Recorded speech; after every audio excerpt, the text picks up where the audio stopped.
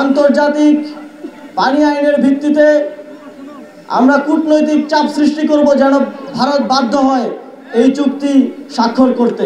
উত্তরবঙ্গ বাংলাদেশের কৃষিজ উৎপাদনের ক্ষেত্রে সবচেয়ে উর্বর এবং সবচেয়ে বেশি উৎপাদনশীল অঞ্চল। এখানে কৃষিজ শিল্পের বিকাশের অপার সম্ভাবনা রয়েছে।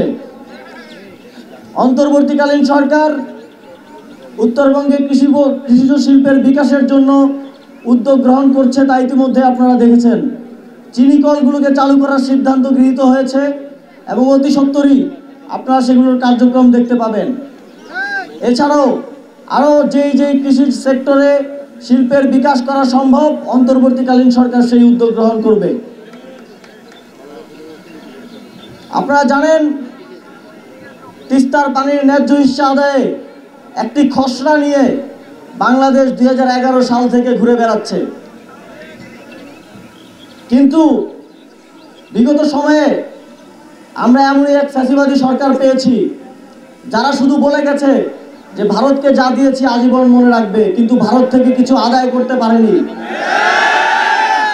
তাদের নতজানু পররাষ্ট্রনীতির কারণে তারা শুধু ভারতে গিয়ে ভারতের প্রধানমন্ত্রীর সাথে ছবি তুলেছে, তিস্তার কথা বলার সাহসটা পর্যন্ত করতে পারেনি।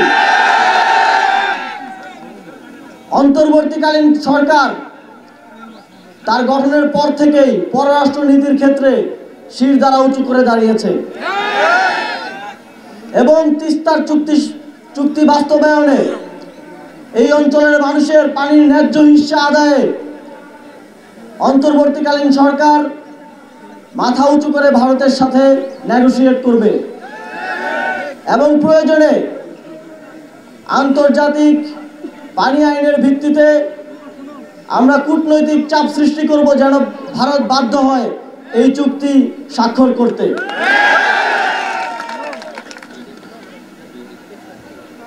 আপনাদের সকলকে আজ আসার জন্য, আমাদের কথা শোনার জন্য এবং আপনাদের কথাগুলো বলার জন্য বিশেষভাবে ধন্যবাদ জানাতে চাই এবং এটা নিশ্চিত করতে চাই, আমি চতুর্থবারের মতো আজকে আসলাম, কিন্তু আগামী 6 মাসে আমি আরও 4 বার আসব।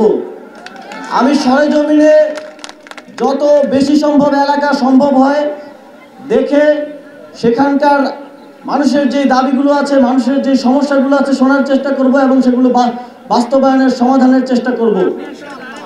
আমি নিশ্চিত করতে চাই যে অন্তর্বর্তীকালীন সরকারের সময়ে হয়তো আমরা দীর্ঘ 17 বছরের যে বৈষম্য সেটা ঘোচাতে পারবো না, কিন্তু যতটা সম্ভব সর্বোচ্চ আন্তরিকতার সাথে আমরা চেষ্টা করে যাব। সেক্ষেত্রে আপনাদের সহযোগিতা, সমর্থন এবং মতামত প্রত্যাশা করি এবং এই তিস্তার সংকট চিরতরে নিরসন হবে, তিস্তা আপনাদের জন্য আশীর্বাদ হিসেবে আবির্ভূত হবে, এই আশাবাদ ব্যক্ত করে আমি আমার বক্তব্য শেষ করছি। ধন্যবাদ সবাই।